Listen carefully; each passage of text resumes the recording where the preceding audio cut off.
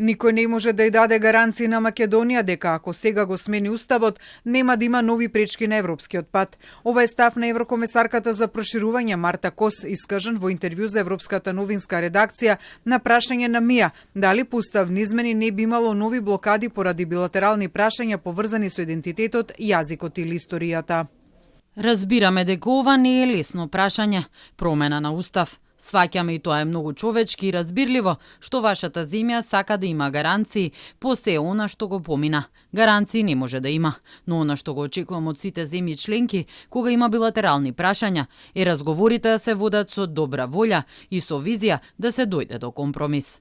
Според Кос, најдобро би било билатералните прашања да не се мешаат во пристапниот процес. Таа најави дека патува во Бугарија каде ќе разговара со бугарските политичари, а потоа ќе ги контактира и политичарите во земјава. На изјавата на Кос реагираше македонското МНР со барање Европската унија да обезбеди институционални гаранции дека билатералните прашања нема да бидат инструментализирани за блокирање на пристапниот процес. Процесот на проширување на Европската унија мора да биде предвидлив и заснован на објективни, мерливи критериуми, дефинирани во Копенхашките критериуми. Преговорите треба да се водат врз основа на заслуги.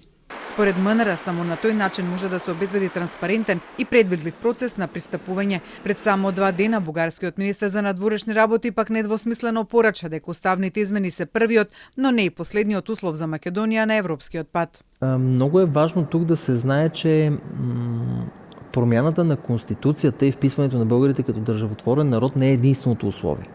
Георгиев при тоа потенцираше дека за тоа не стои Бугарија, туку консензусот на цела Европска унија, при што како дополнителни услови за Македонија ги наброи: почитување на договор за добрососедство, протоколите, како и акцискиот план за почитување на правата на малцинствата.